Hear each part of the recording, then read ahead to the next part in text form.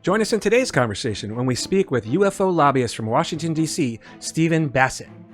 When they finally say, okay, now the task force, not just a committee, but and there'll be a hearing. There'll be another hearing before this. There'll be another hearing in the House, probably led by Mace. Now, we're going after the UFO files now, once and for all. We're about to put out subpoenas, but as they're about to do that, they will have a very, very substantial, not only credibility, but force and gravitas because of bringing all those other secrets out. Now, there are aspects of this phenomena that are sort of off to the side, and they've been off to the side deliberately for some time. And that's the reason is that the tooth embargo requires a political solution, not a scientific solution. We proved it scientifically long ago, but a political solution. I mean, the government's got to acknowledge it, and there's Congress involved and presidents and all these other agencies and what have you. It's not easy. Right? And so in order to get to where the president could disclose, we couldn't bring the entire circus into the tent, which means that there are a number of things that need to wait, just kind of wait in line. Is it fair? Well, in some respects it's not, but we've got to get disclosure. And so one area is the entire contact phenomena. I'll throw in cattle mutilations if you want, meaning that going to Congress and saying, look, we got to get some legislation passed here because people are being taken out of their bed at night, taken up in the craft, and getting research done on them, and hybrid children are being made, and that Congress is going to look at you like, are you out of your mind? Hang on, because if we get the end of the truth embargo, if we get the words out of the president's mouth, what you're going to see happen next is beyond your imagination. There's probably some major organizations, like some of the big think tanks, that are already setting up divisions to deal with this post-disclosure, but they're just not letting the public know. The following program is presented for general information, education and entertainment purposes only and is not intended to be advice of any kind. The content, views, thoughts and opinions expressed in this program are those of the individuals involved. The use of information on this program is at the user's own discretion. Welcome one and all, wherever and whenever you may be. This is another edition of Universal Disclosure Meeting the Moment. My name is Mike, an active UFO/UAP field investigator in Southern California, with my friend and co-host, Reverend Stu in Melbourne, Australia. What's going on down under, Stu? How's it going? Well, it's going well, Mike. I've got my Universal Disclosure podcast here all the way to Australia, which I feel very proud of. We're both wearing that today. Yeah, we've been wearing those for the last couple of episodes. If anyone wants them, they're really not for sale. They're wildly expensive. I don't think anyone would buy them. But if there's demand, we can let you know. But I don't think you want to pay that price. But anyways, maybe you do. We a couple episodes ago, we actually talked about, this presidential level disclosure, and originally we were thinking it was going to happen, and then I said, I personally don't think now it's ever going to happen, and now we're, very organic conversation here. We're going to potentially hear a very compelling case why it might still very well be in the works. I like this, Mike, because I haven't settled on either side, whether it's going to happen or not going to happen. I'm still maintaining an open mind. So I'm always interested in hearing from interesting people. And Stephen Bassett is one of the most interesting people I've ever encountered. And I actually think, Mike, I'd go as far as to say he's an American hero for what he's doing. I think history will view him that way. I believe you're correct. Yeah. And, who better to get an actual inside Washington, D.C. temperature check than one of the guys who's really right there in the thick of it. And I have a somewhat of an idea of what he's going to say, and it's going to be quite interesting. And we definitely need to give it a listen. So with that, Universal Disclosure Podcast welcomes back that certain UFO lobbyist from Washington, D.C., Mr. Stephen Bassett. Okay, Stephen, welcome back. It's good to have you here again, and I'm excited to hear what the current temperature of the room is like in Washington, D.C. as far as UAP disclosure. I guess we should officially use their terms instead of UFOs. That's what we grew up on. But I'll say UAP just to be correct and official. No and we do want to ask you some heavy, deep questions as well, in addition to getting what's happening right now. And Stuart, I think you had something really interesting to ask right off the bat. Yeah, thank you. It's an honor to have you here with us again, Stephen. I've been seeing during most recent disclosures this layer of psionics and spirituality, and it's made me wonder how much does the resistance to disclosure have to do with that layer of the information? Well, first, you have to note that that layer of information is in play, right? There's a reason for that. People are interested, and people are trying to find connections uh, from their worldview or how they engage the world with this issue, because the truth is the truth and reality is the reality. And whatever your worldview or religion, you have to, how would you say, reconcile it with that reality. In terms of this issue, I've been in it for 29 years. Almost all the resistance to the truth coming out is coming from government and also business, perhaps I might even say, the defense contractors, so forth. That's where the resistance is. The classification system is operating at that level. In terms of religion, it's modest, very, very modest. Let's just start with the Asian religions, which is essentially approximately, if I'm not mistaken, almost half the population of the world. And there's a number of them, right? And I guess I have to include Hindu. I will include Hindu as an Asian religion. It's probably a little stretching it, but it's about half the world's population. These religions are very different from the Western religions. Hmm. They're not binary. They are very much comfortable with the mystic. They just approach life in a very different way. And by and large, there's no indications whatsoever that the great religions of Asia and the Hindus in India have a problem with this issue. It's just not there. Now let's go to the other religions. Obviously, there's a billion Muslims. The Muslim faith, and Muslims have not reacted to this. They're very upset about a lot of things, and there's plenty of political expression coming from that world, but it doesn't focus on the secrecy regarding the ET issue, and I mean the ET phenomena behind this secrecy.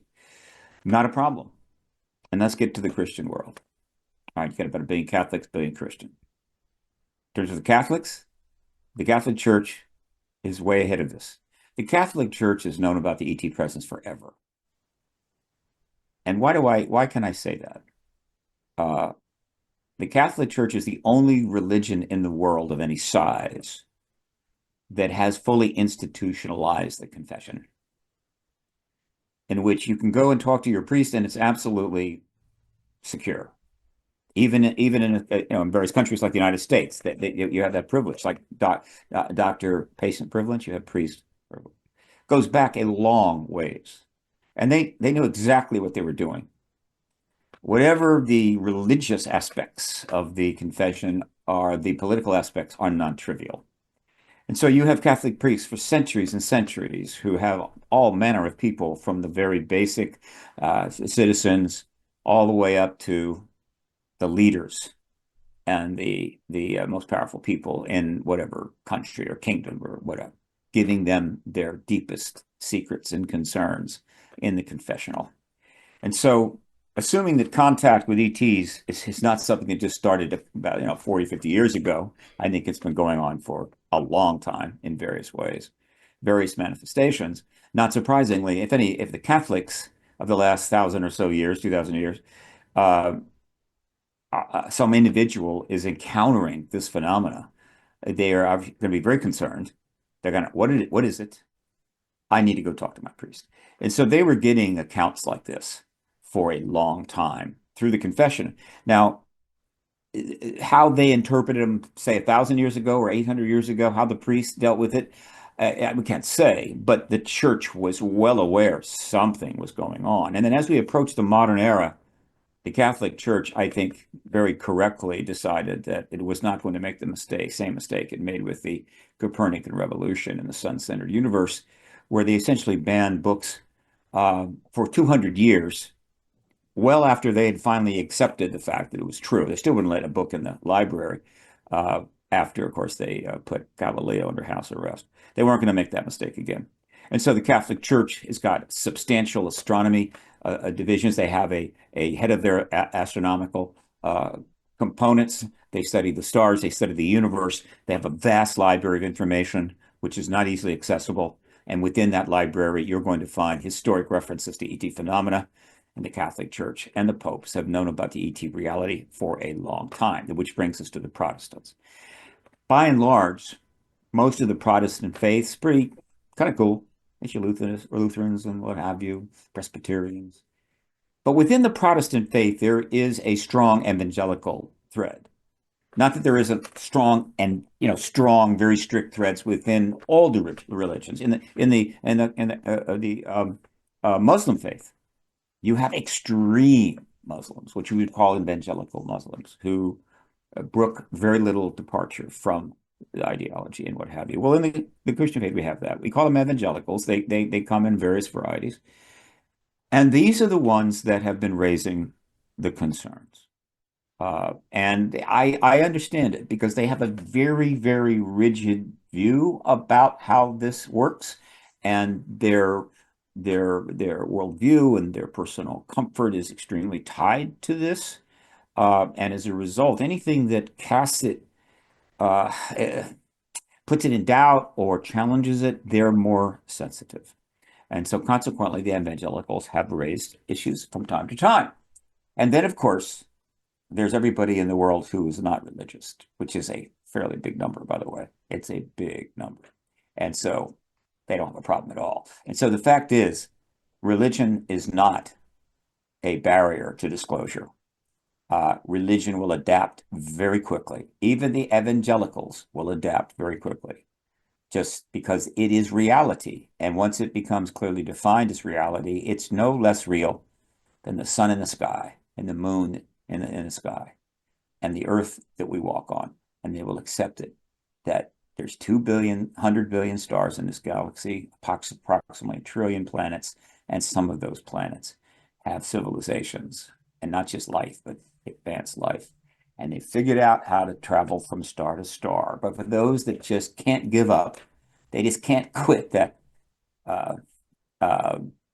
relativity barrier, they're willing to go for multi-dimensions, which to me is a far bigger barrier. And for those that can't handle that, they'll go to time travel, which is an even bigger barrier. So I'm just happy that they fly around in starships. And that will become the reality. So I'm not concerned at all. The problem is national security, overuse of secrecy, and the status of global affairs that has held the truth embargo in status for 78 years now. Okay. So that actually answers a question I was going to ask of potentially, like, what's the ultimate goal with the House and the Senate and all of the hearings? Well, the goal is the goal that a lot of people for decades have prepared them to do. I mean, I guess each individual involved in the political process underway may have their own kind of sense of where it needs to go, what their goal is. But their goal was a hard one. Their goal is to end the secrecy on this issue and get it out of the government and into the public hands. We know what that issue is. We know what that information is by and large going to be. And I think many of them know as well. Now, getting that information out then leads to other things. And so their goal may be a secondary, not secondary, but what's the word I'm looking for?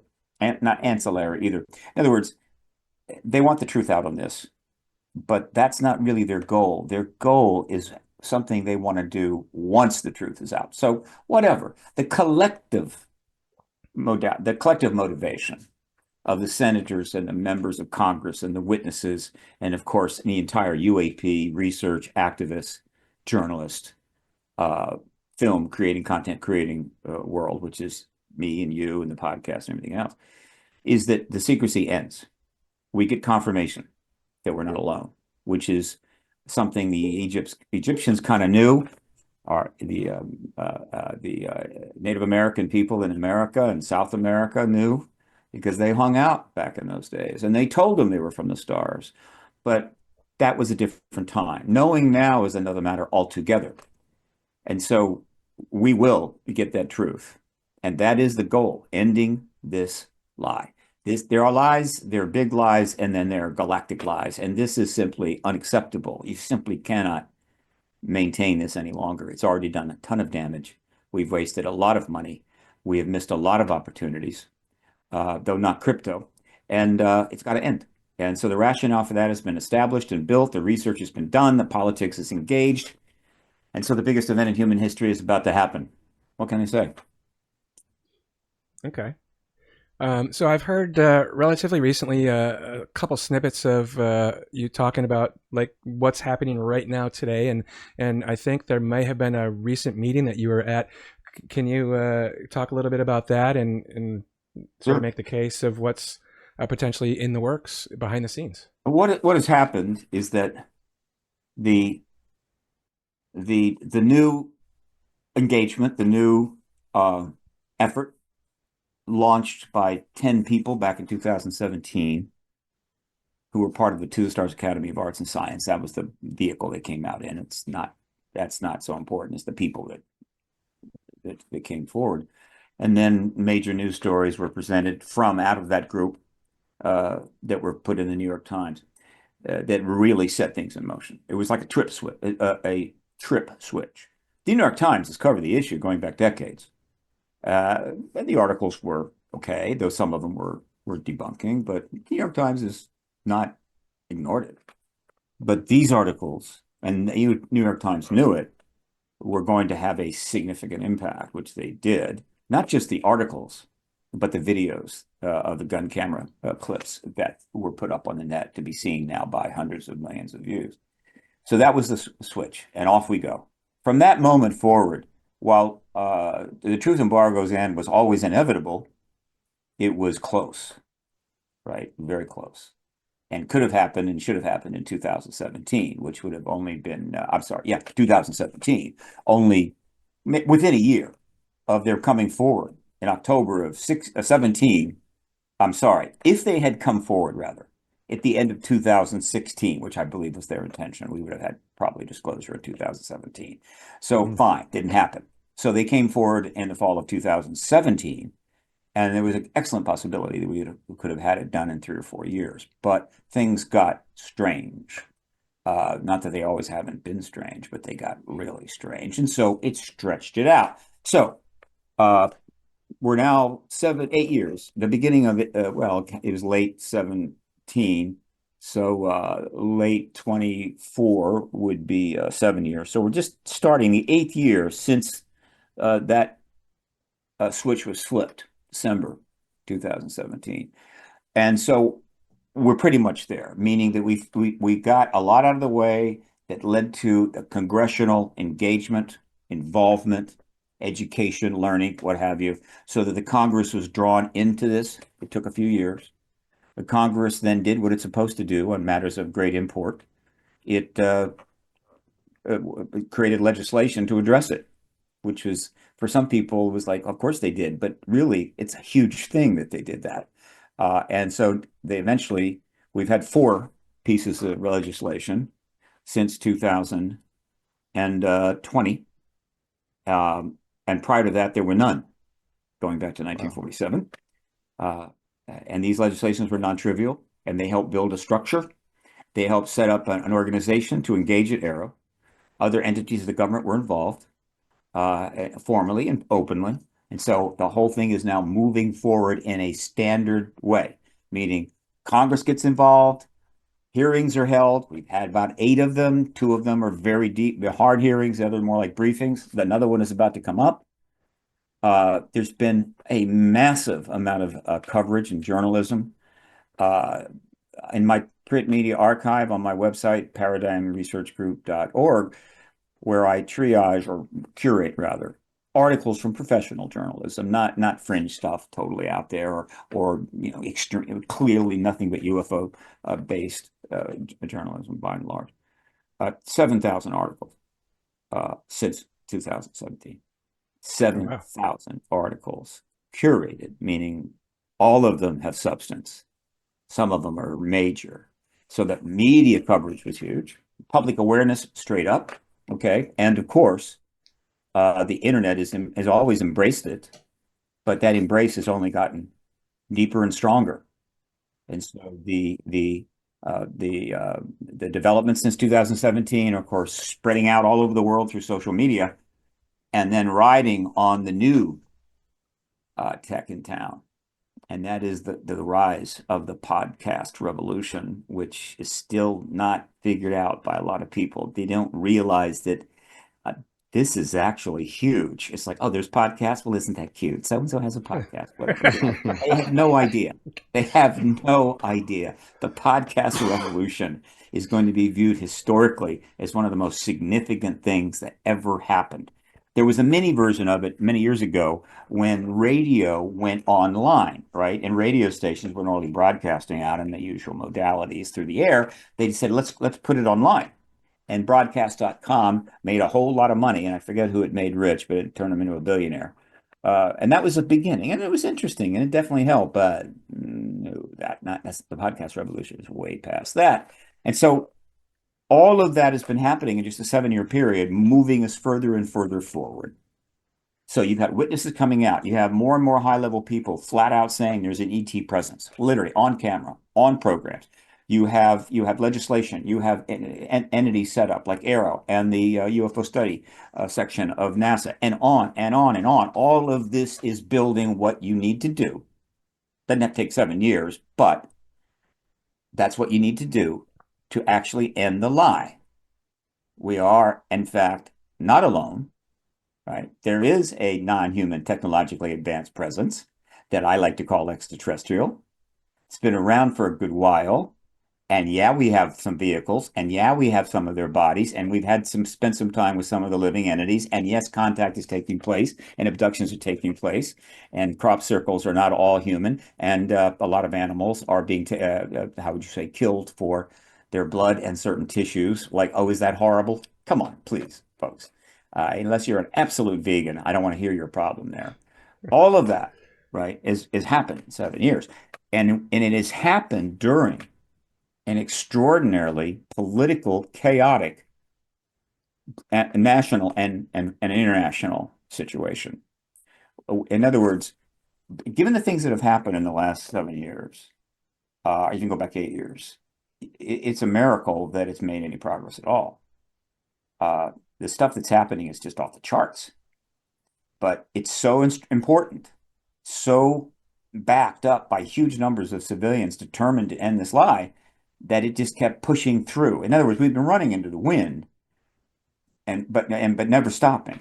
And as of recent, the wind is now at our back. And so now we're just heading toward the finish line, very high speed. That is kind of what is happening. That's a very general explanation. And the some where we are right now is that I can make a very good case for disclosure from the President of the United States within a very short amount of time, 3 weeks, 5 weeks, 6 weeks, in that ballpark, very possible. Wow. Are the three-letter agencies in support of disclosure or not? I know that's a broad question, but in the aggregate? There are people in all of the agencies that support this, always have been, but their numbers have reached a sort of critical mass. But just because they support it doesn't mean they're going to take out an ad in the New York Times. A certain number of people representing 5 or 6 of these military intelligence complex entities, DIA, CIA, Air Force, and what have you. That's who started coming forward in 2017, and now there's hundreds of witnesses that have come forward in one form or fashion, and a good 20 or 30 that are very significant that will eventually testify before Congress. So, and also, there is, I'm sure they're resisting. I'm sure internally there's some resistance, and we know that. While there's a critical mass of people within these entities that favor us knowing the truth, the whole world knowing the truth, that's still not necessarily enough for the agency to put out a press release. And besides, this is a major national security issue of the highest level. And so it is not the job of any one of those agencies to end this lie. It is the job of the President of the United States, period. All right. And so that's another reason they keep quiet. But the evidence of the CIA or the NSA or the DIA or the Air Force, anything really taking active or any public measures to kind of really slow block this, Almost none. The Air Force just keeps silent. They do nothing. And the reason the Air Force does nothing is because the Air Force has probably easily the worst track record on this issue than the other services, the Navy, the Army, the Coast Guard. No, the Air Force. And so they just kind of just stay out of it, meaning let's don't attract attention. You know, we will have to answer for all our policies on this and how we dealt with it eventually in the silly press conferences they've been given. But let's just don't attract attention to ourselves. Let's let the thing play out. So they've done nothing. The Navy has done nothing. The Navy didn't ultimately just gave in terms of the Nimitz case and the other cases and the flyers coming forward, and they confirmed that the gun camera footage was in fact from our planes, and that those clips were real, and on and on. They're just there's not a lot of public resistance. There is still resistance, however. And part of that is because it's not so much resisting the truth embargo ending per se, but there's, everybody has a certain way they want it done. They want it to be handled this way or that way in order to minimize their embarrassment, or maybe appropriately be more responsible because they feel it should be that way. So there's various views about how it should happen, but that it will happen. There's a hardcore group, I'm sure, hanging out in the cafeteria underneath the Pentagon and sit there and grind their teeth and go, "Oh, this is so wrong, so wrong." What can I say? It's about to happen, and there's really nothing they can do about it now. There's a couple things I want to touch upon, and I don't want to get controversial, but maybe we're going to. There's, well, I mean, in part, I want to say that there's, definitely going to be some skepticism out there, and I myself maybe have a little bit of healthy skepticism because things have been said in the past, like something's going to happen. But in particular, there's a very well-known doctor who recently came out with a podcast or something and said, disclosure was going to happen in 48 hours, and it didn't happen, and then he doesn't really look good after it doesn't happen, right? But that same person also suggested that, as far as I've interpreted it, every single abduction and every single cattle mutilation is not actually the ETs, but it's like weird government agencies. And I disagree with that personally. But have you heard about that, or what are your thoughts on that aspect of it? Sure, heard about just about everything. I don't go deep, but I broad. Okay, look, let's make it real simple. There's a vast amount of theories, views, speculations, claims, what have you, going back 78 years. And that's fine. You would expect that. What you hope, though, is that through the scientific method, or its equivalent in terms of forensics or non-scientific issues can still be approached using that fundamental method, that we will resolve the fundamentals and therefore move forward with a very high percentage of validity.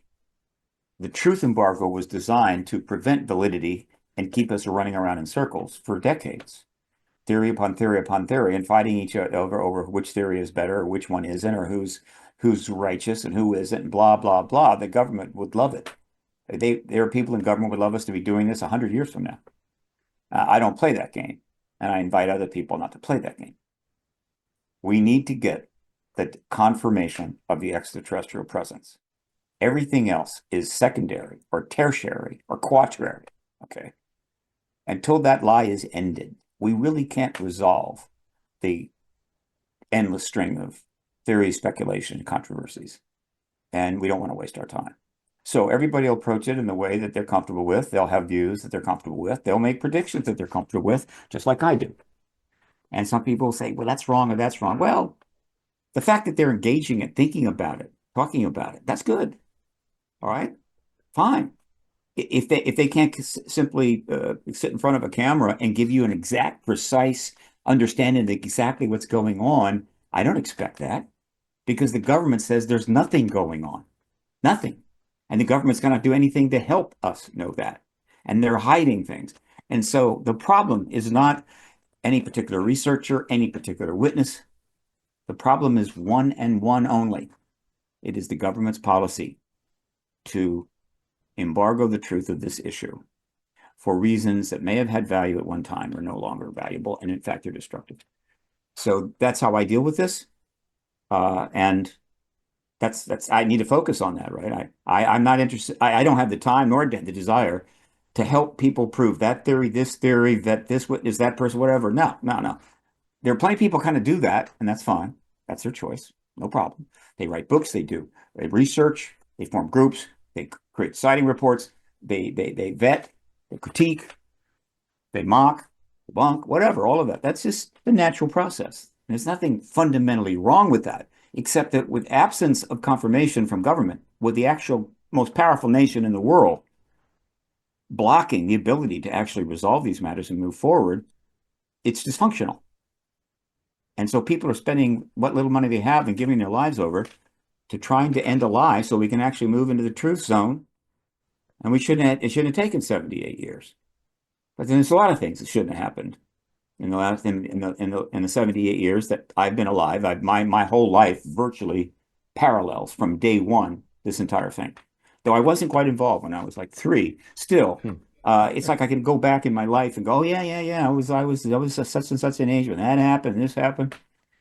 So that's how I approach this, and I have to, because if you're going to help an activist movement go forward, you do it by bringing people together, not separating them. I feel quite encouraged by how enthusiastic and active the current administration has been in disclosing other information. And I'm talking about things like the JFK information and other things I'd rather not get into now, but I can see there's a real thrust to reveal and disclose other information which has been well and long hidden. The history, again, I wish I could just jump forward in history and read, maybe a dozen books published around 2050 or something, where they sort of try to describe what happened and why and talk about all that took place. Of course, there'll be plenty of cool docs, but I didn't think disclosure would take this long. And I didn't think that its final weeks and months or years, really years, would be simultaneous with an incredibly complicated and awkward, confusing, frustrating political scenario. So the political situation is like a storm that came in off the coast.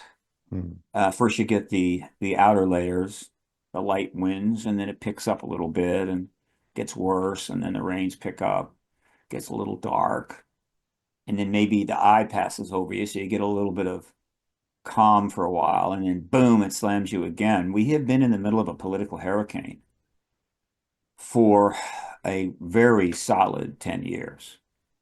Not that politics wasn't wild and crazy, frustrating and difficult prior to that. I'm saying we went to another level. Right? We're in another place right now. And so the timing for disclosure is really independent of that. Basically independent of that.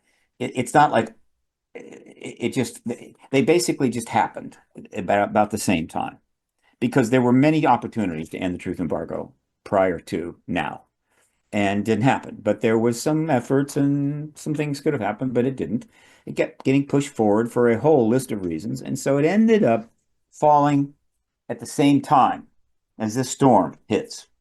And so one of the most, I think, comforting things for me is that the truth embargo, or the disclosure activist process, has been slowed a little bit, but has managed to just keep going forward in spite of the political storm that has beset this country, as well as the growing international problems, not the least of being the increased risk of a nuclear war, or the use of nuclear weapons in war.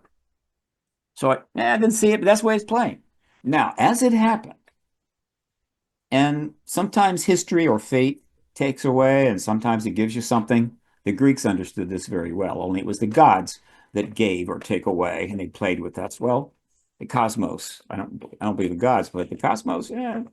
So as it turns out, at the point that we're really getting there, but not there, there is a major political event that probably will be a significant factor in ending it soon, as it, as opposed to maybe dragging out another year, right, or an extra year or two. And it happens to be the reelection of Donald Trump, the current president of the United States. Which is to say that if the other gentleman who was running had won, I don't think I'd be saying this quite so strongly. I'm not saying there wouldn't be progress. I think there would have been. But it would have been a little more tepid. There would have been a little more considerations, and it might push it out 6, 8, 10 months, maybe a year. But this president is a different ballgame. And what do I mean? There have been 14 presidents since Roswell.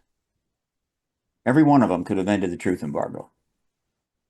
Each presidency might have had a more or less difficult task to do it, but every president's known there's an ET presence. You don't get to be president and not be told that, one way or the other. All right. Not to mention, if you're president of the United States, doesn't mean you can't go out and read the books, right? And watch the documentaries. I mean, it's like it's out there. It's not hidden. Just read them. But whatever. They all knew. And none of them ended the truth embargo for various reasons. This one, the 14th, one of the 14, Donald Trump, is the one that would. And the reason is fairly straightforward. All of the other presidents, and again, I mean, he didn't do it in the first term, but one can explain that because the process had not really accomplished enough yet. It hadn't gotten us to where we needed to be. In the second term, we are where we need to be. Is that the truth embargo is intense, powerful, important, whatever, and there's 1,000 reasons why very responsible leaders would consider, well, you don't know what's going to happen. There's those unknown unknowns. Might do something and trigger a nuclear war, or there's the political implications. It could be a problem for the party. We have so many other issues we want to deal with, the homeless, the this, the that, whatever else. They got, let's just wait. And they would listen to their advisors and and many of them would be military and intelligence and advise, well, Mr. President, look, not time yet. We'll take care of this. Jimmy Carter, they basically said, we're not going to cooperate. And when Bill Clinton tried to get into it, they just totally stonewalled him, right? And tried to destroy him. I mean, one of the reasons that they went after him so intensely wasn't because he was this terrible president. He wasn't that bad. But they knew that within a month of his inauguration, Rockefeller was in the door and he wanted him to release the files, and Clinton was starting to respond. So what's different about this president? It's not complicated. One, he is at the time, the era we're in sort of helps this. We're in a different kind of time. People say and do things that would have shocked somebody in 1955 or even 75. Oh my God, they did that. No, we're in a different time. And so he'll do whatever he wants to, period. And if some very reasoned and thoughtful and experienced insider were to take him aside and say, Mr. President, he's going to say, I don't think so, and do it. Or even better, if he goes to his advisors, he goes to the top people, who in this case would be the Secretary of Defense, who he appointed, and the Secretary of Energy that he's appointed, or the Secretary, the Director of the CIA, who he's appointed. And these appointees are uncharacteristically far more loyal to the president than probably any similar group going back in time. I'm not saying that there weren't people appointed to these positions in the past that supported the president or whatever. I'm talking about a degree of loyalty across the board that we've never seen. And so they're not even they're going to tell him, what do you think? What do you want to do, Mr. President? Absolutely. I support it in any way. And so the situation is ripe, period. He is the president who'll do it. And if a bunch of high-level people tell him you shouldn't do it, that'll make him want to do it even more. And so we've got that, all right? And that is a very significant thing. Now, the other part is that, and this is again, it's not a coincidence to some degree. So there is some convergence of desired outcomes. One of the key parts of the new political movement that's currently running things, and the people behind it, is extreme dissatisfaction with the government. And one of the reasons for that is the abuse of secrecy, no question, right? We've abused secrecy to the limit in every way possible, to the limit of essentially a democratic republic. Dictatorships go further than that, but as far as a democratic republic, we've pushed it to the absolute limit. And people are frustrated and they're angry and they're disgusted. But for most people, they don't have the time to get into the complex, read all the books about the abuse of secrecy and the complexities and this and that. They just say, I don't trust them, and there's a bunch of people doing stuff I don't know. And they came to call that the deep state. And so then there are other terms that get used. You hear this and hear that, but the one that's in play is the deep state, which really refers to the abuse of secrecy and lack of trust. And then there's the swamp. I'm not sure what the swamp is, but it's sort of like a deep state, but with other additional factors, meaning corruption. I think corruption is like more associated with the swamp, and abuse of secrecy and lies associated with the deep state. This is a key part of their political agenda. And guess what? The ET issue is parked right in the heart of the deep state, right? I don't like the term. I don't use it much, but that's a true statement. It's really there. And so it's in the target. It's in the bullseye of the target. And so once again, this is a factor that services ending the truth embargo. So all of that is happening now. And so for that reason, it was a little surprising, but not too surprising, that it was the Republicans who really grabbed this issue hard, while the Democrats were kind of dancing around a little bit, trying to get something done, trying to do the right thing. But the Republicans said, screw this, and they just grabbed it and started, wrestling it to the ground. So while Gillibrand and even Schumer, though he was pretty aggressive, as well as Warner, were doing important stuff and making legislation, it was the very deep conservative Republicans in the House that just bit down on this issue, refusing to let go until they got what they wanted. And this group includes people who went from being not particularly well known to being national and soon international figures. And I'm referring to Congressman Tim Burchett, Tennessee, Congressman Anna Paulina Luna from Florida, Congresswoman Nancy Mace from, I think, South Carolina. South Carolina, might be North Carolina.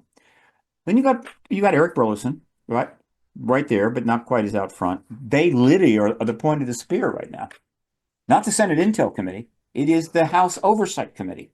And as that has gone on, I realize that we don't need the Senate Intel Committee to end this with a major hearing. The House Oversight Committee will be sufficient.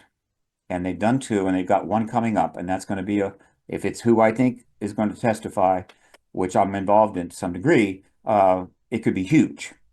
But they've even surpassed my expectations, because out of nowhere, it's logical, but I didn't see it coming. They suddenly announced, after, months after they had the second hearing, very significant UAP hearing, that the chair of the Oversight Committee, Comer, is going to set up a task force, which they can do. Committees do this. It's a task force. Some of them are important, some of them are not. This is a task force with an interesting name, the Task Force on Declassifying Federal Secrets. It's hard to be less obvious than that, right? And so they're taking on directly, because they've got the mandate from the public. They know it, and they don't care about other considerations from all those very scared, frightened, concerned, or overly cautious those who service the national security of our country. They're taking on every pretty much very popular secret, the one that people really care about. And so the current agenda right now, as they have now stated, and of course the articles about this are up on my website. There's dozens and dozens and more coming. They're going after the JFK missing documents that will clarify perhaps what happened. They're going after the Robert Kennedy assassination documents held back. They're going after the MLK documents that were held back so that these controversies might be ended once and for all.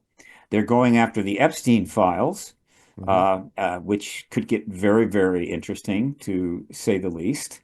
And they are going after the UAP issue. The UAP issue, according to Mace, Luna is a fourth on her list. However, that doesn't bother me because getting those docs is not going to be that hard. I mean, now that we've crossed the Rubicon here, right? I mean, it's like the game's up, right? They're going to subpoena the hell out of us, so just get the damn things out the door. And so she recently announced that the JFK docs are on Bondi, Attorney General Bondi's desk. The Epstein list of clients is on Bondi's desk. Probably the RFK are on there. And so they're already pretty much in play. They're about to come out, and it won't take long. And each one of these things that gets perhaps a complete release of all of the classified stuff will elevate this task force another notch or two. And then MLK another notch, and RFK another notch, the Epstein list another notch. And so, and within a relatively short time, maybe a month, when they finally say, okay, now the task force, not just a committee, and there'll be a hearing. There'll be another hearing before this. There'll be another hearing in the House, probably led by Mace.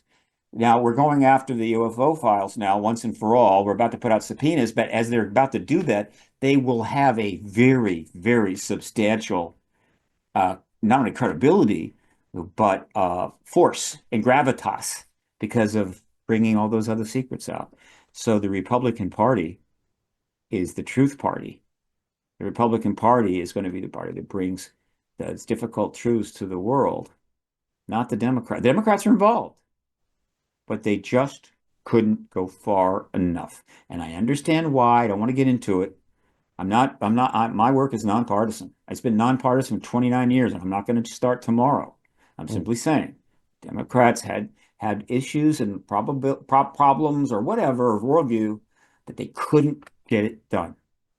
And so while I'm sure all the Democrats would like to be associated with truth telling and the people's right to know and all of that, it's the Republicans that are going to grasp all of those trophies very soon and be associated. And if I'm a Democrat, I would get on board really fast, and they will. And this is one of the benefits of the current situation, which is much more important than people know. It is somewhat coincidental that the end of the truth embargo corresponds with this huge political bar fight and storm that we have. Okay, somewhat coincidental. But as it happens, at the core of the current political chaos is not just fundamental distrust in government, but a fundamental dislike, almost hatred between the two parties and the people that vote for them. A classic example of the Western binary problem, right? Everything is one or the other: black, white, red, blue, evil, good, male, female, whatever. It's all binary. It's plagued the Western world for centuries, millennia. The Eastern world does not have that problem, which is why they may end up running everything one day. And so this inability to simply even work together, which is almost collapsed, is a major barrier to us making some progress, not only in this country, but in the world. And as it happens, the ET issue can easily be justified as the most nonpartisan issue ever. And you really got to work to partisanize this issue. And so what has happened is that a lot of people that really don't like being in an endless head-to-head, war to the death, right? That they would really like to be able to get something done and work together. They are seizing on this issue as a room that they can all get into and cooperate and be nice to each other. And that is going to have an effect. It's going to possibly open the doors for other cooperation and settle down this war of the worlds, the war of the roses, whatever the hell, it's like the Hatfield and McCoys. It's like we hate each other, we're going to destroy each other, and if you get destroyed along the way, what can you do? So that actually turns out to be an interesting coalescence of needs. And so I hype on that a lot, and you can actually hear them saying this. Mace has said it, Luna said it, Burchett has said it. This issue is nonpartisan, and they have other, obviously both parties are on these committees. The Republicans are leading, but they're not giving a hard time to the Democrats that want to be involved, no question. So that's important. So it's just another reason why the truth embargoes end will serve us all and take us to the promised land. And I can raise my speaking fees. Wow. So, and what I just heard really was like potentially we as the ET or UFO community are number 4 on that list, and like now serving number 1. But it sounds like this is definitely on somebody's desk, and it's going to get some I think even they're serving 1, more. 2, and 3, maybe even 4. Okay. But I think probably JF. If I were them, I'd have the JFK documents out first, but it may end up being the Epstein list, whatever. They're going to do it, Wow. and a lot of people are going are going to be very unhappy and Let the chips fall embarrassed or where they may, whatever. right? Yeah, some people may get canceled. What else is new? Getting canceled is now national pastime. And the public that are not damaged by it, but are going to really, I'm saying, just politics aside, Burchett, Luna, and Mace, and perhaps Burleson and Bondi are about to become very famous and very well liked. If not liked, then certainly honored, because they're going to do what a whole lot of people, smarter, more powerful, more wise than they, simply wouldn't do. So if we could thread the needle sort of back to the beginning part of our conversation, because I know Representative Burchett recently publicly said that he believes that there are potentially like underwater bases, and he's also said things like he's seen some of his friends go down a road where he sort of referenced maybe it was CE5 or something similar, where people sort of call out to the beings, Mhm. and he was concerned that that aspect or whoever they might be speaking with might be evil in some way. So I kind of want to touch base a little bit about this Mhm. weird dichotomy where you have Burchett saying like he believes that there's alien or non-human intelligent bases underwater, but then he also seems to believe that if we try to communicate with them directly, that maybe is a bad thing or an evil thing. Well, I haven't seen the exact comments. I've heard about him, so let's. So I can't be specific here, but I know this: he's very religious. Most of them are, but certainly Tim Burchett is, and so naturally that's going to affect his response to the evidence. Keep in mind, there's 78 years of evidence that's been compiled by citizens, so I don't think Tim's got the time to go out and read maybe 200 or 300 books, watch 50 documentaries. But he's responding it best he can with what he knows, and he's learning all the time. All right. So in terms of underwater bases, I think that's about a 98% certainty. The evidence clearly points to it. It points to they have bases under mountains. They like mountains and under the ocean. Makes total sense, doesn't it? So if you've got a base under a mountain, or you've got a base under the seabed, not just like Aquaman, some city down in there. No, it's under the seabed. You think we're going to find them? No, we're not. And how they can do this is interesting, but it seems that they have the ability to open spaces in solid objects and go through them, which, boy, that's cool. And we know that they're underwater. They're seen all the time. And people say, well, why are they underwater? Well, if you've got bases underwater, that's what you got to do. So yeah, he's right about that, I think. I'd say it's 98%. He's right about that. Now, there are aspects of this phenomena that are sort of off to the side, and they've been off to the side deliberately for some time. And that's the reason is that the tooth embargo requires a political solution, uh, not a scientific solution. We proved it scientifically long ago, but a political solution. I mean, the government's got to acknowledge it, and there's Congress involved and presidents and all these other agencies and what have you. It's not easy. Right? And so in order to get to where the president could disclose, we couldn't bring the entire circus into the tent, which means that there are a number of things that need to wait, just kind of wait in line. Is it fair? Well, in some respects, it's not, but we've got to get disclosure. And so one area is the entire contact phenomena. I'll throw in cattle mutilations if you want, meaning that going to Congress and saying, "Look, we gotta get some legislation passed here because people are being taken out of their bed at night, taken up in the craft, and getting research done on them, and hybrid children are being made, and that Congress is going to look at you like, are you out of your mind?" Okay, Yeah. you got that, and then this is all tied together. We know from the contactees that the ETs are telepathic. It seems like they're all telepathic. It's like a thing. In other words, at some point, an intelligent species with the high brain abilities and the usual things that we've come to know, but still don't fully understand. If you evolve far enough or change yourself, everybody gets telepathic, which is one of the most extraordinary important pieces of information in all of this. And one of the things the government is very disturbed about, I assure you, this is not something they wanted to hear. ETs are here. Okay, what can you do? They got ships. It's great. Oh, they're all telepathic. Oh my God. No, no, no, it can't be true.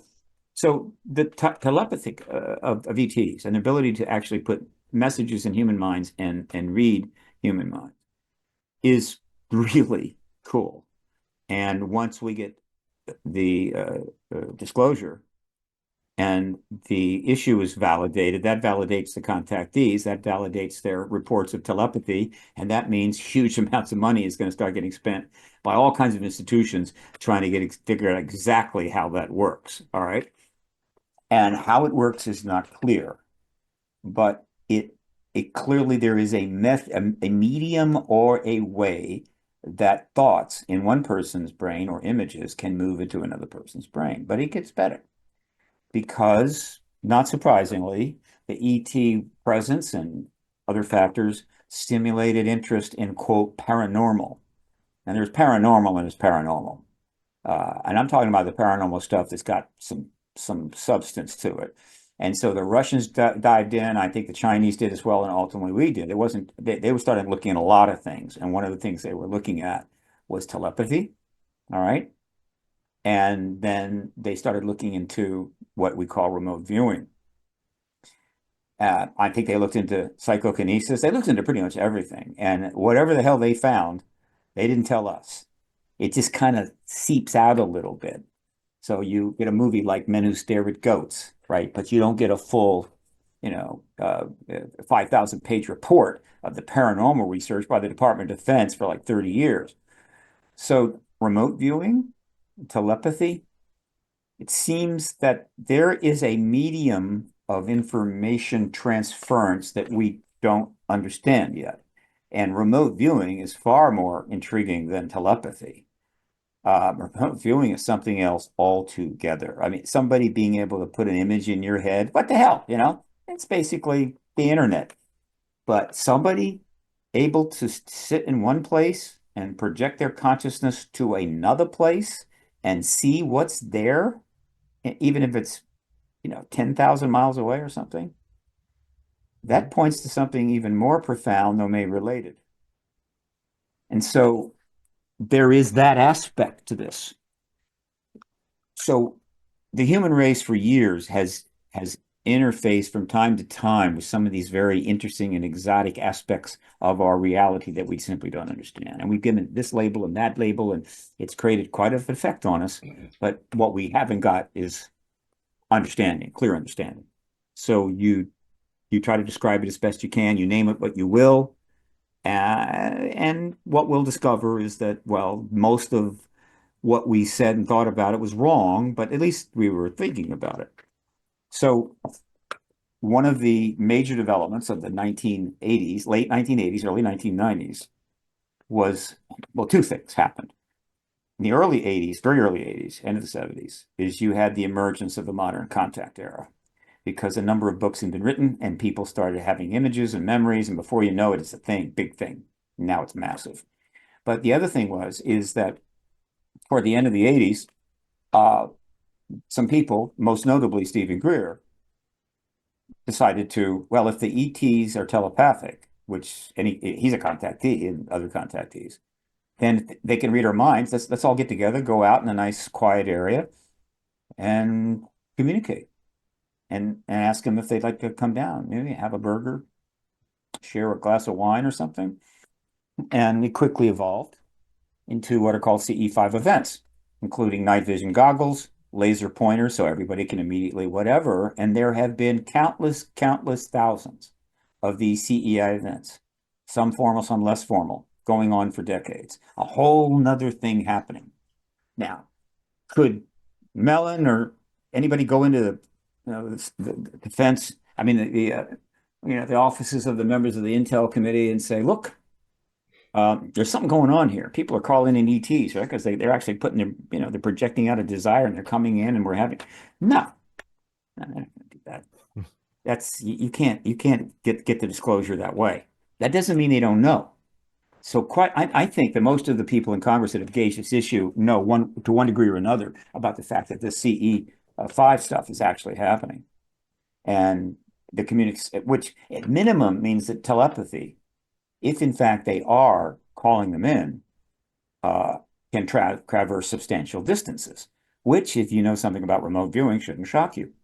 So psionics, as far as I'm concerned, is just a more cool word to describe the fundamental issue here that we will eventually research to death. And that is the ability to communicate remotely, to remote view remotely. And then there is one additional layer of complexity, which is non-trivial, and yet it's been around for some time and discussed. It can't be put aside that very advanced beings are not only capable of really advanced physics and so forth, that includes being able to create things that are not living, or at least take non-living matter and create stuff that can actually communicate with life. So in other words, it's like having a remote airplane and you don't have that little control box. You just think and it takes off, right? It flies around, then you land it. Interesting. Well, actually, that's not quite the same thing. Yeah, no, that's kind of like the same thing, really. No, I'm just saying that the ability to communicate with machine is apparently part of a very advanced understanding of physics. Now, some have interpreted this as the thing is alive. That may be, but a living saucer, can't rule it out, but let's get disclosure and find out for sure. Or at least it's a machine that can really interface with you. And you literally think and it acts. All of this comes under psionics. So it's not a big deal, except that right now we haven't gotten disclosure yet. But the doors are opening, the witnesses are coming out, and they're not all thinking, gee, should we wait for just the right time? Let's get together and talk about how to do this. We don't want to mess up. No, they're coming out. And so stuff is getting into play, but we still haven't had disclosure. And so, but I'm not too worried. And so when something new comes up, like a researcher talking about interacting with ETs or interacting with craft, and come up with a cool name like psionics, is that going to slow the process down? No, it's not. But everybody should understand that whatever is in play, whatever they've read about, whatever interests them the most, until we get disclosure, they will never have certainty about it, and we will never be able to build on it, right? And so that's why my job was to do everything I could to get people to kind of set aside all their interest and everything else about getting that, proving that, this and that, and put some money and some time to get the damn truth embargo over. And that's been very hard. The truth embargo is very well managed, extraordinarily well funded, and it has successfully prevented the richest nation in the world, with more millionaires than the world's ever seen, more billionaires, maybe except for China, 100 billionaires, people that are giving untold billions of dollars to any matter of nonprofit and causes, give nothing to this issue. Nothing. The civil rights movement had massive funding. The women's rights movement had massive funding. The women's suffrage movement had massive funding. This movement has virtually no funding. That's how effective the truth embargo has been. I respect that. They were good. What can I say? I don't blame people who make, movies about ETs that bring in $1.5 billion and allow them to buy yachts. I don't blame them, right? The government's truth embargo really has prevented them from being able to maybe actually do something in this issue. That will end soon, thank God. So that is a very complex answer to the emergence of this witness and that witness, and this new concept. Right now it's psionics. Got a great spelling, Psionics. I love it. It may end up being a good term. Maybe we'll have departments of psionics in our science departments and universities. I like it. Right? It covers a lot of territories. It'll include telepathy. It'll include remote viewing. It'll include a few other areas, perhaps. And we'll actually study it and learn how we do it. And then one day we'll be flying to other stars in our new starships and examining what they do and maybe chatting with them or engaging them. And we'll be using all of that stuff, and they'll be going, "What the hell?" Right? Right? Who are these humans? And why can they put messages in my head? It's the circle of life. Okay, so with the idea that basically like the private industry is not really funding this or whatnot, I've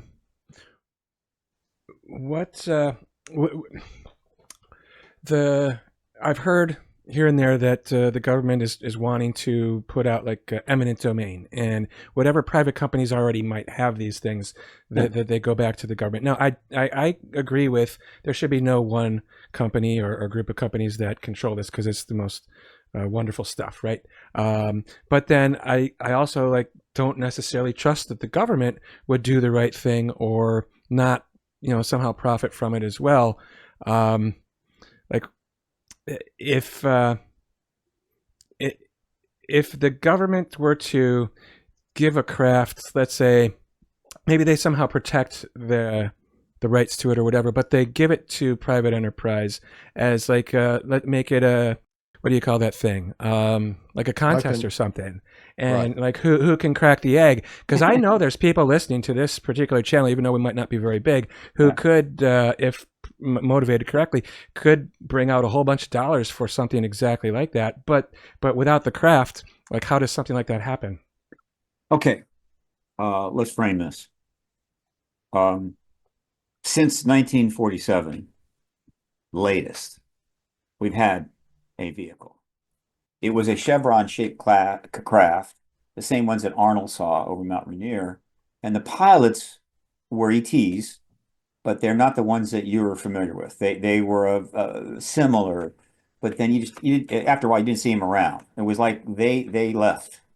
Whatever, they weren't technologically advanced enough, or they didn't have a ticket to the party, whatever the hell, they kind of disappeared. But we got one of their craft. And the fact that it was a chevron-shaped craft and not a saucer maybe indicates that it wasn't quite as sophisticated as the saucers, which pretty much do any damn thing they want.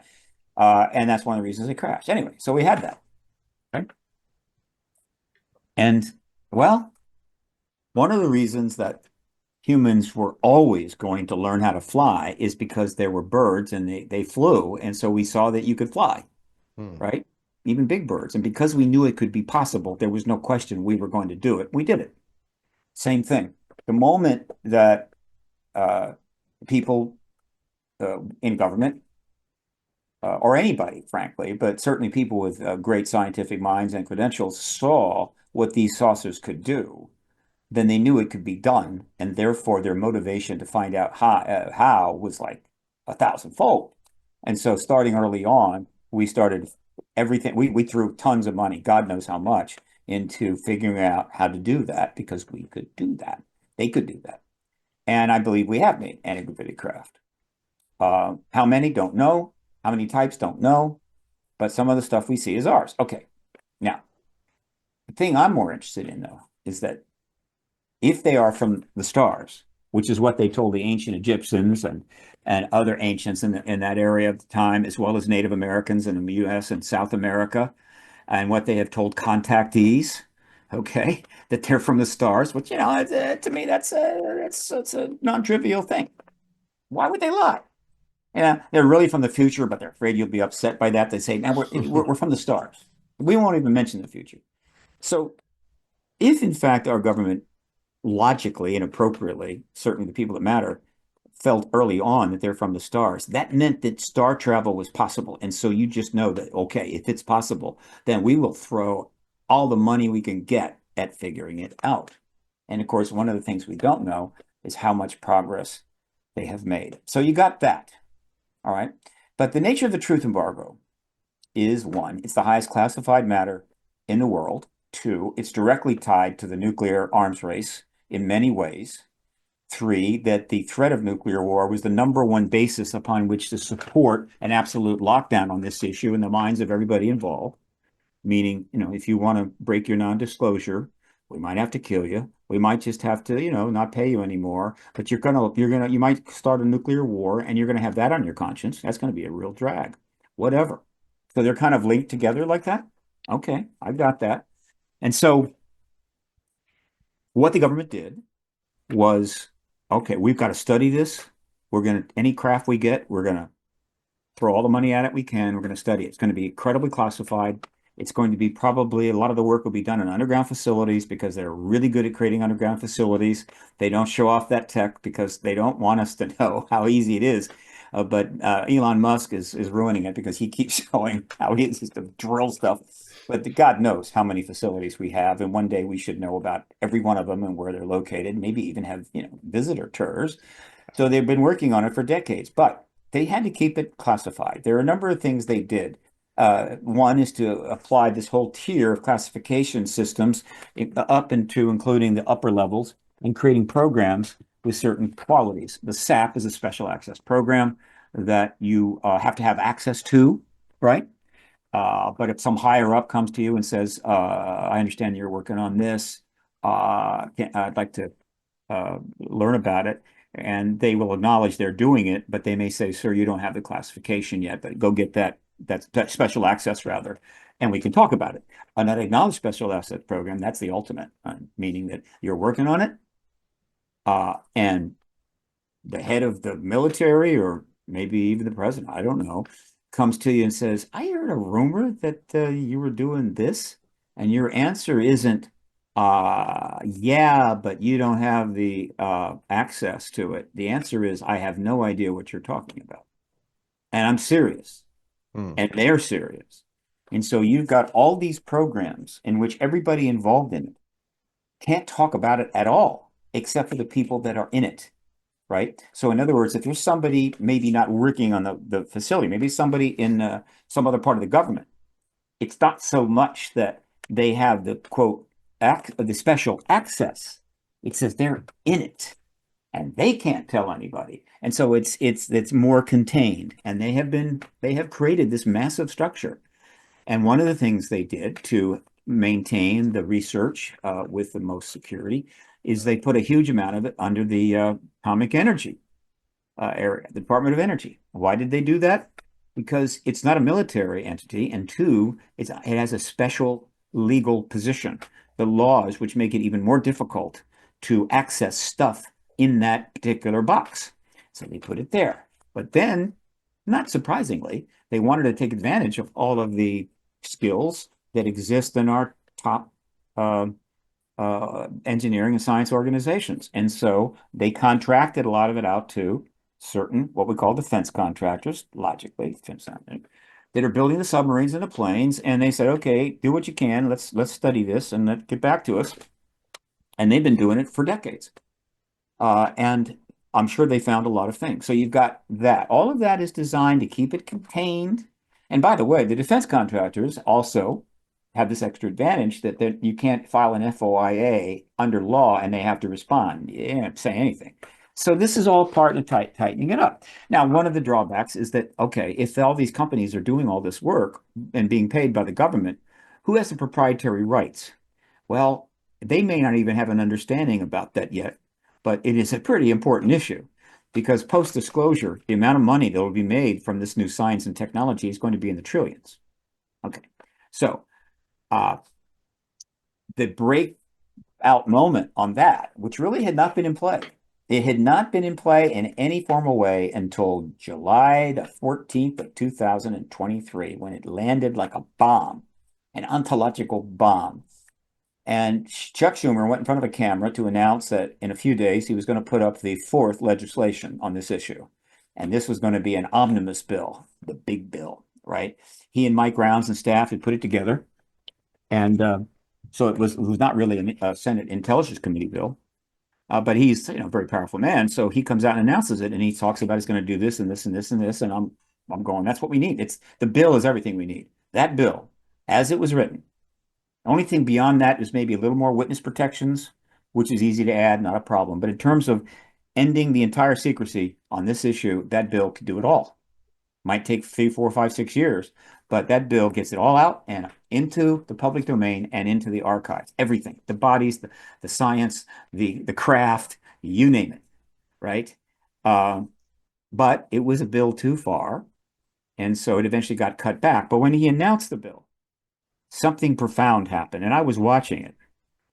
And at the very end, as he's describing the bill, he says this bill will include eminent domain over the private over the possession of ET technology or non-human technology and non-human biologics in the hand of any private individual or company. And I nearly fell out of my chair. I couldn't believe it. So again, if you know a lot about this issue, you recognize these major things. If you don't, it's just another thing. But that's why you have activists. Their job is to follow this stuff, recognize it, and point out how important it is. That helps other people get on board. This was huge. Chuck Schumer will go down in history for this, though maybe not as down in history as the Senate, the House subcommittee oversight. But when he dropped eminent domain, he did something extremely brilliant. It was a chess move of the highest quality. This was July the 14th. It was only 39 days after David Grush came forward and gave the interview to Russ Coulthart, and the big article dropped in the debrief announcing everything that he was coming with about the fact that he had confirmation of non-human tech, non-human bodies, etc., from firsthand people involved in USAPs, and then he had presented that and so forth. And I'm sure a lot of people, they said, oh, God. But he was righteous. He was real. It was true. And it happened the way it should, ultimately, because they weren't going to kill him. And he was getting threatened. And so he became a true whistleblower. And that happens. Okay. Only 39 days later is when then Schumer, maybe they wrote the bill in that 39 days, comes out and announces this huge bill and drops in eminent domain. Now, a lot of people wouldn't have thought about this, but my job is to think about this. So when he says that this law is going to gives the government permission to exercise eminent domain, it's not a fait accompli. It just means that if we want to do it, we'll do it. That's the way it works. We will have that ability over non-human tech, non-human bodies in private hands. Well, guess what? If there's not non-human tech and non-human bodies anywhere, certainly in private hands, then David Grush has made up a story, and this doesn't make any sense at all. Except, of course, that David Grush did make up a story, and there is non-human tech. And when he exercises eminent domain or puts that in the bill, he just confirmed Grush. So now the Senate Majority Leader, remember the Gang of Eight, has the highest clearances that you can have in the congressional space, has just said, yeah, we have non-human tech, non-human bodies. By the way, Grush was right, and we want eminent domain over that.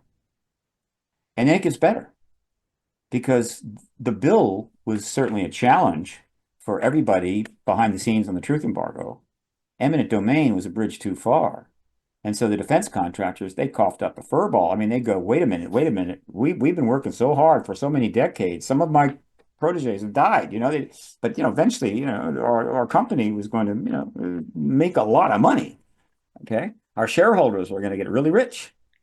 And now you're saying that you could take that away from us? Now, understand, the eminent domain doesn't mean necessarily that they lose this or that. What it means is that when you have something that serves an important public service or important public domain or the commons, then you can take that for government to decide what to do with it. And by take it, you have to pay for it, right? In dictatorships, they don't pay. They exercise, we've got it, you don't. If you want to say anything, we're happy to deal with that. So they pay for it, and they could pay a lot. They could even simply say, look, we control it, but we want you to help develop it, and you're going to be able to and make a lot of money. But we decide, the government decides on behalf of the people what to do. Or we may choose not to exercise. So it's not awful. But again, they had bigger plans than that. And so they made a very concerted effort that we have a pretty good idea what happened to say that bill's got to be either completely removed or we got to yank the stuff out of there that's causing the problem. And we sort of know how it happened. We don't know the people involved on the private side of it, but we know the people, some of the involved on the congressional side, and they all got together and they basically stripped the eminent domain out of the bill, and they went and got the rest of the powers, the, how would you say, enforcement aspect of it, but they left the basic bill. They didn't want to go further than that because they know they're on a losing track, but they needed to buy some time. So the bill, substantial amount of the bill was passed. So where are we at that point? This was late in 2023.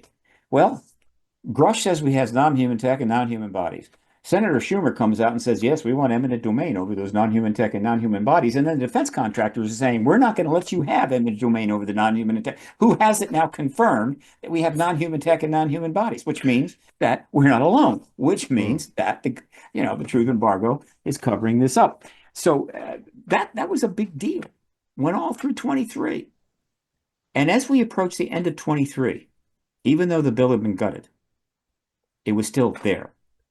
And shortly after the bill was essentially resolved that it was going to be limited, Schumer went in the Senate with Mike Rounds and said, we're not done yet. We're disappointed, but we'll be back. We're going to finish this. Okay.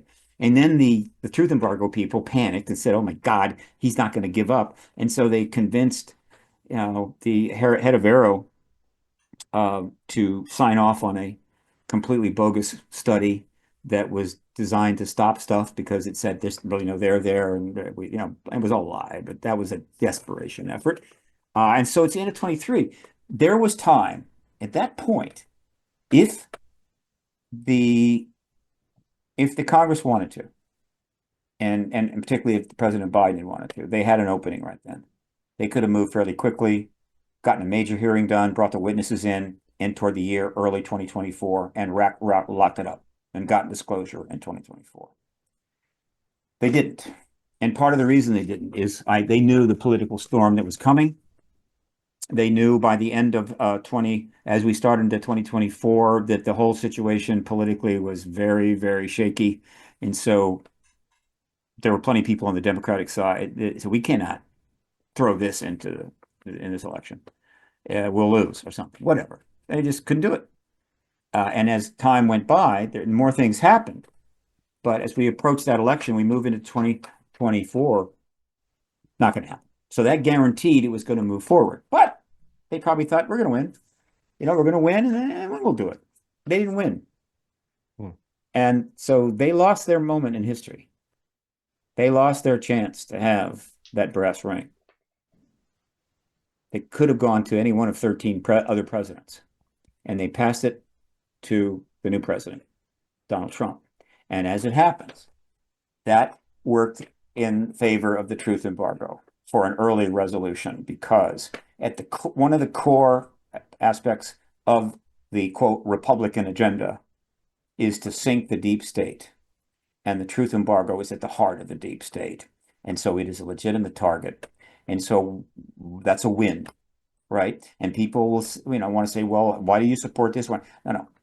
I'm a nonpartisan activist who believes that disclosure is more important than any other issue you care to shove in front of my face, right?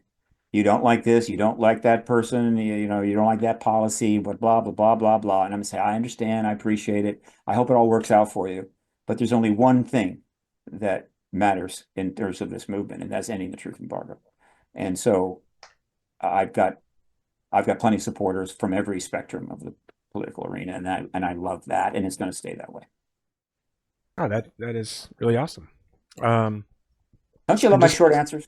Just crisp the point, get it done. I'm a master at that. Good. It's good stuff. I mean, how do you determine what the market value is of non-human technology? Unlimited. Trillions of dollars will be generated by it. The things that we can fix post-disclosure with this tech there's almost no limit. I'm going to be putting a call out to my supporters around the world. Again, I did this 4 times before, going back in the mid 2008, 9, 10. I've spoken to like 20 some countries, but it's time to do it again. So I'm going to be putting out the call to people that support me in whatever country, I don't care where. If they've got they have the ability to set up an event at a substantial venue, promote it. I'll come. There'll be tickets. We'll share the funds so we can all move forward and do stuff in the post-disclosure world. And I'll be speaking, hopefully, all over the world about what comes next, Wow. the post-disclosure world, and the things that could happen very quickly in the post-disclosure world. And one of those things is that the technologies associated with what we've learned from the ET presence will make trillions of dollars. Now, it would be nice if that money got reinvested in more technology, as opposed to just, having, making it possible for some CEOs to already have a $600 million yacht buy a $1 trillion yacht, $100 billion yacht, whatever. I mean, there needs to be many reforms, and one of the reforms we have to have post-disclosure is the nature of capitalism in the United States. It's too extreme, and as a result, huge numbers of people are paying a price. So, but trillions of dollars. So, and some of that technology may save us a lot of money too. It may make things cheaper. That may make it easier for us to deal with the debts and things like that. But the sky's the limit. This is one of the reasons this is the most important event in human history by far. The biggest paradigm shift in human history is the technological change that will come is just magnitudes beyond any other technological change. There was a time when somebody comes up with a better crossbow. Oh my God, you immediately make a bunch of them and go conquer the neighboring country. I mean, no problem, right? The car comes along, big deal. Quantum mechanics, I guess, it's kind of a big deal now. But in terms of the ability of humans to do their thing, and the airplane thing, that was big. This is 100 or 1,000 times bigger than any of those. It's off the scale. And so we're going to go from where we are, and if we can get rid of the nukes and not have a nuclear war, and get a little more together about how we deal with ourselves and the planet, to this very fast. Because we can. Nobody's going to come forward and say, oh my God, look at the unbelievable things we can do, but let's don't rush. Let's stretch it out over a couple of generations. No, they're going to do everything they can as fast as they can. Now, obviously, if that includes weaponizing ET tech, well, then we're screwed. So that's something to deal with. That's a post-disclosure matter politically. Happy to talk about that or advise any member of Congress. Just give me a call. My office is right up the street. Again, I don't know if any generation, and there are about three. They actually, you almost say four, but the fourth one is like too young. There's 3 generations that are going to be extant on this planet that are going to experience this and have a pretty good cognizance of it. No other generation will probably experience anything like this. So it's a big deal. Again, unless we have a nuclear war, in which case doesn't really matter. But if we don't, and we get disclosure, and what follows is what I think will follow, again, no generation will ever experience anything like it. It will be transformational. It won't be the equivalent of going to see a Star Trek movie and pretending that, oh yeah, that's coming in a year. In 1 year we're going to be Star Trekking around, right? And all the ships, and that's really cool. That's cool. I mean, that's what people do. I think when they go to sci-fi movies, they feel like, oh yeah, we could be doing that tomorrow. And imagine if we were doing that, and wow, that would be really cool, and what a great place. But of course, we're not. This is that. We go boom, and suddenly we're in a sci-fi movie, only it's real, and it's moving very, very fast. One of the best renditions of what we'll call technological change, though it will not, it's slower than what we're going to experience, but it is an example of an extraordinary rendition of extraordinary technological change. But it's still a couple hundred years, but it's very realistic. And one of the great tragedies is they weren't able to finish the last season. But if you want to get a sense of how something could evolve with some new tech and a few things, but in a much slower time frame than we will experience. You need to go watch The Expanse, which is still out there. I think there's at least 2, maybe 3 seasons. It's incredible. One of the best sci-fi movies from the standpoint of what we call authenticity and tech and innovation and so forth. It's not crazy wild, but it is very powerfully real. The Expanse. A friend of mine, Thomas Jane, is one of the stars in that, and does a fantastic job. And he regrets that they. I told Thomas, I said, what they ought to do, and I don't know, and they may do it, is they just need to finish it off with a like 2.5 hour film, right? The final thing of The Expanse. Anyway, look, I'm just saying, hang on, because if we get the end of the truth embargo, if we get the words out of the president's mouth, what you're going to see happen next is beyond your imagination. And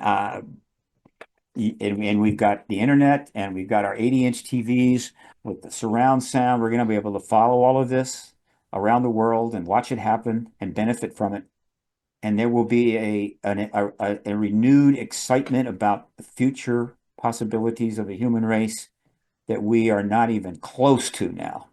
We've lost. And suddenly it'll just be set on fire again. And we'll be living on a planet where people are actually much more optimistic about the future, much more willing to cooperate. It will be transformational. And we are, but again, we're still 20,000 nukes away from nothing but dust. And we could use them tomorrow. And as I've said in other interviews, there is a direct connection between that possibility and the presence, the modern era of ET connection. They are intertwined. It's not an accident. They're connected. And that's, if I could write a book, I would definitely go there. Richard Dolan's touched on it. There'll be others. I like to talk. I'm not good at writing. I was fairly good at writing 45 years ago. Now it's awful. I can't sit still. I got to keep moving, right? And so, sit still, grind away, read a bunch of stuff, right? Not me. So I'm just, instead, I've done maybe 16, 17, 1,800 interviews. No books, a lot of interviews. No, it's great. I mean, if ever you wanted to, you could do a speech to text thing, but I think it's better to. Oh, that even takes too much attention. I think it's better to do the interview though, because people can see you, they can hear you, and it's different than just reading your words on the page. What I would they like get the to emotion behind it too. Yeah, what I could do, it would be awkward for me, is that, I come into a bunch of money and just hire a ghostwriter, and I tell them, here's the book, right? Here's the general idea, put it out under my name. But that would kind of go against my, well, I'm a Sagittarian. Sagittarians can't do that kind of stuff. But that's one way to get a book done. It's happened. Yeah. Well, to just briefly touch upon what you were just talking about now, it would seem to me that releasing, having the presidential disclosure would also, well, potentially anyway, solve the nuclear issue. Like, I don't know if we've necessarily what we've reverse engineered, right? But we do know that these non-human craft have messed around and disabled and turned off and turned on our nuclear weapons. So Yeah. if we have that already, then it's not a really big deal to ask another nation state to denuke. We'll just be like, we went over and your nukes are useless now, so it's a done deal. Well, you're assuming that one of the technologies that we have developed is the ability to turn off nuclear weapons. Now, Yeah. Bob Salas has a pretty good idea how they did it. And so it's possible that we have anti-gravitic craft. And then if we understood how they did that, we could zip over to Russia and turn off some nukes. Now, here's the problem. See, what the Air Force knew was that was an ET craft that came down and turned off the nukes. And there was not a damn thing they could do about it, right? They couldn't stop it again. Okay. But if a human, an American-made anti-gravitic craft were to hover over a Russian nuke facility and start turning off the craft, the response would be a lot different. In other words, you could literally launch a nuclear war unless you could turn them all off at once. And that assumes that we would be able to do it. So no, that's not. The way it can go, and I think it will go, is that they'll have disclosure.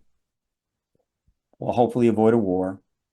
We'll focus on what this new paradigm, and that open contact will take place relatively soon. A year, 2 years, no more than that. And in that open contact where you're having dialogue, multiple nations, I suppose, either in groups or individually, they're talking to ETs. ETs are conveying back and forth, and out of that is going to emerge the end of the nuclear weapons, because I think the ETs are going to say that you got to get rid of them, and we're going to say why, and they're going to say, well, first of all, we would prefer you didn't destroy yourselves. I mean, you're not the coolest civilization in the galaxy, but you have your good points.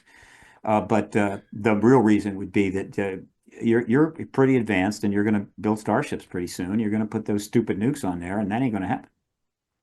I mean, you can put them on the ship. The ship will never go anywhere. We'll melt it. Okay, so if you want to be able to come to the stars, you got to get rid of the nukes. I mean, that would be one thing. There's other aspects. We can give you some technology to help out because you've got a lot of problems, but you get rid of the nukes, whatever. And so in that dialogue, post-disclosure, open contact may be the way we finally get rid of the nukes.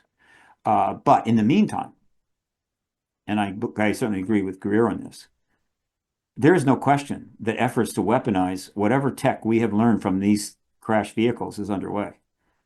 And that tech almost certainly would have some first strike aspects. And so to that degree that we've done that, we've increased the risk of nuclear war, because first strike is the number one problem with the mutual assured destruction a modality that we created to keep ourselves going while we, trashed everything else. And if you've ever seen how those saucers fly, okay, if both sides had that kind of craft, both sides would know that they could deliver massive amount of nuclear stuff like that, practically, and you couldn't stop it. No shooting down, nothing. And so they would all be worried, either one of us could do that, right? And they're going to get a real head start. And so the paranoia grows. That may be happening. I hope not, but it's a logical inference. So again, one of the things I talk about a lot, and I get criticized, is that, folks, you've normalized the nuke thing, you've gotten used to it, but it could happen tomorrow. We're headed right there. What are you going to do about it? And we're doing nothing. So I'll tell you the one thing we're doing in the more advanced countries, we're not having babies. More and more men and women are deciding that they simply do not want to bring kids into a world that they know is going to be turned into nuclear waste.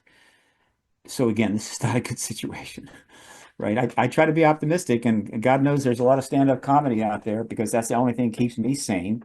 But overall, from a standpoint of the ETs looking down, they're saying, you people are really screwed up.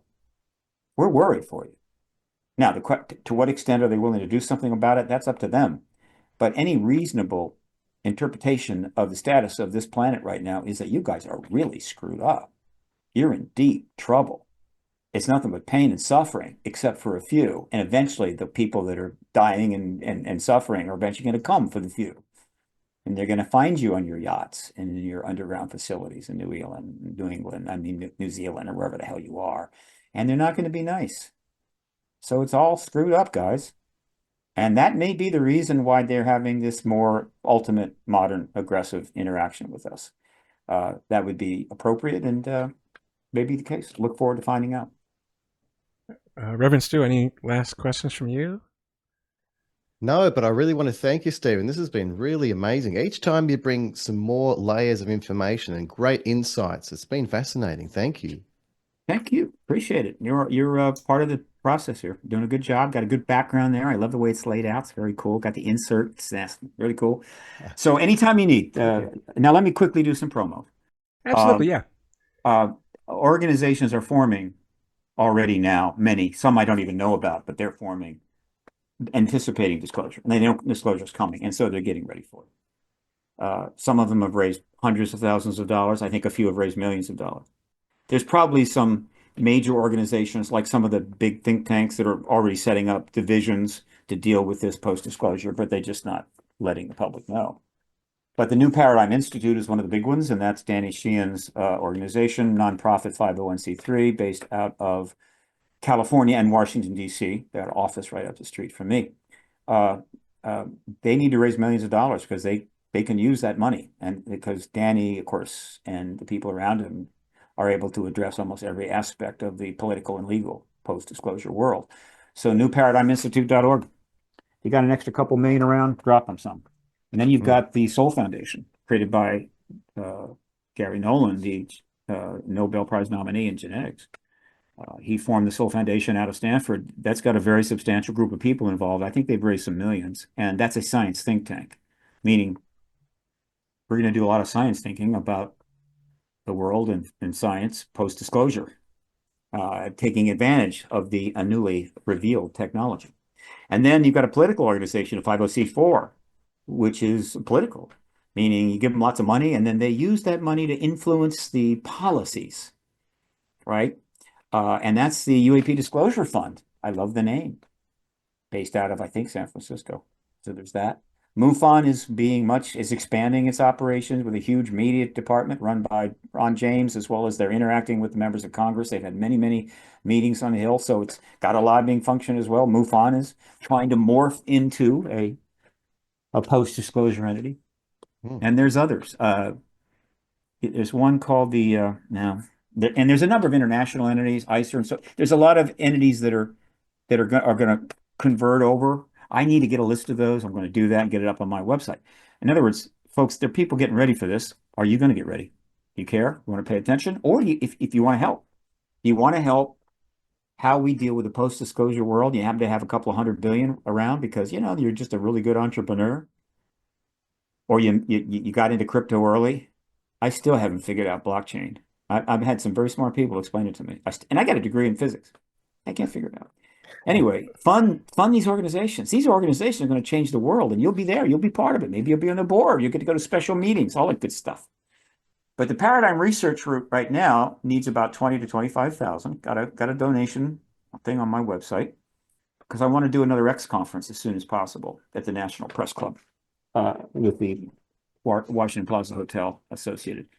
Because I think I can pull together an extraordinary group of speakers for an X conference meeting. It's about the exopolitics aspect of it. It's about that, and the time is right. So as soon as I get about 25,000, I'm going to lock that date down and get going on that. And then because I'm not big, I'm a small entity, but I have a board. The board is myself, Danny Sheehan, and Paul Hynek, son of J. Allen Hynek. So we're small, but we move fast.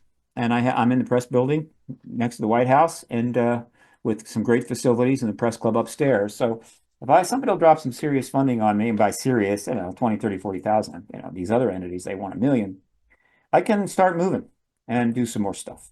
So I want to put those promos out. Also, it's very likely that the Contact in the Desert, I think it's the 10th one, coming up May 29, June 2. I will be there, multiple presentations, plus I'm helping produce. May be one of the great conferences of all time.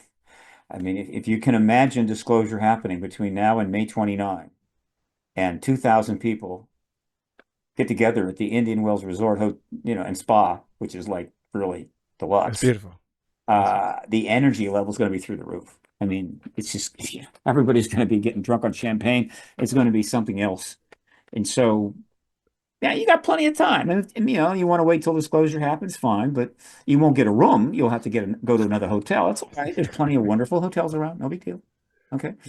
But if you'd like to be at the hotel, you're going to get a book pretty soon here, because I'd be astounded if disclosure has not happened by May 29. I mean, I would just be amazed. Something awful would have to happen.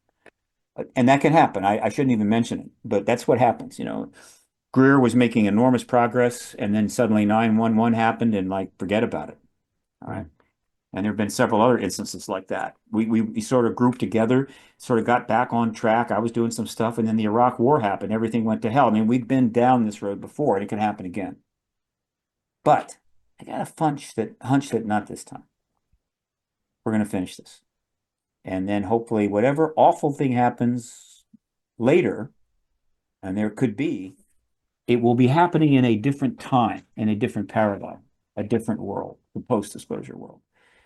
And, one of the great lessons that I learned in life, incredibly late, I learned all the lessons late. What good are they? I had an inspiration at 64. So why? So what? But, if you can get your kids to get this when they're like 18 or 17, boy, could you help them have a great life. And what is this great truth? It's a very commonly known thing, but it's worth bringing up. How well you do in life is far less a matter of what happens to you, but far more a matter of how you deal with what happens to you. And everybody can think of that. They go back in their life and they're going, wow, yeah, of course. Same thing with disclosure. Nuclear war can happen now, or it can happen after disclosure. And at the heart of the activist movement is this simple truth.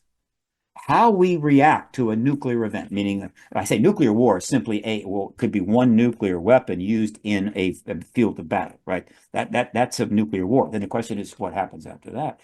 How we react to that event now may be very different from how we would react to it in the post-disclosure world. And that makes all the difference. And that is at the heart, the fundamental reason why the truth embargo absolutely has to end.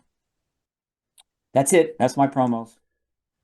I'm good. Awesome. Thank you so much. I'm going to make a forecast and say we will again speak with you at some point in the future at an unknown date at this moment, but I'm sure there will be more to talk about at some point soon. Any hidden location to be named later in the basement of some facilities. Nobody knows where you guys are. I mean, how can you tell from that? That's good. That's the way it should be. That's part of the program, man. All right, guys, I got to end the interview in about 15, 20 minutes. So until next time, Ad Astra. And thanks for Thank you so much. All righty. Bye. Amazing. All right, take care.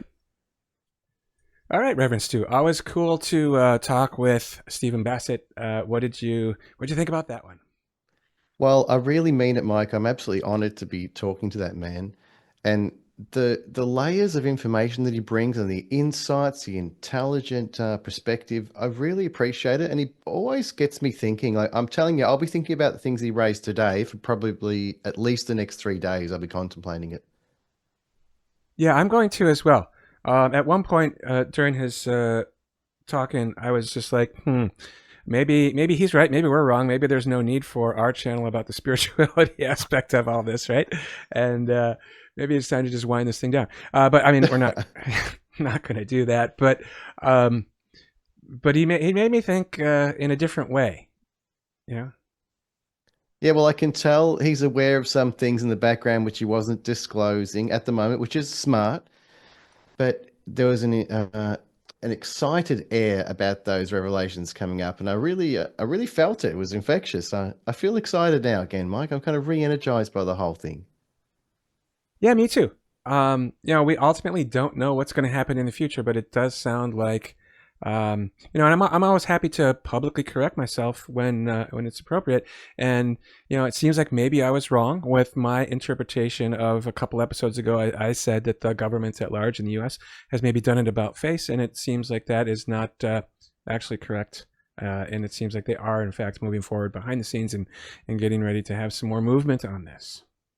Now, I also really appreciate at the start where he was trying to pin down where the resistance is actually coming from, who, what bodies, what organizations, and I was very grateful for that. That's really given me some clarity on the whole situation. Well, that did surprise me because I was pretty convinced. I'm not saying he's completely changed my mind, but I was pretty convinced that the spiritual religious aspect had a lot to do with the resistance.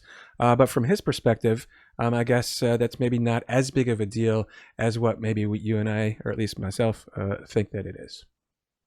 Yeah, relative to other influences and energies out there. But I'm also encouraged by how many organizations or individuals are for this disclosure. So it's a real growing tidal wave. I can feel it. I can see it.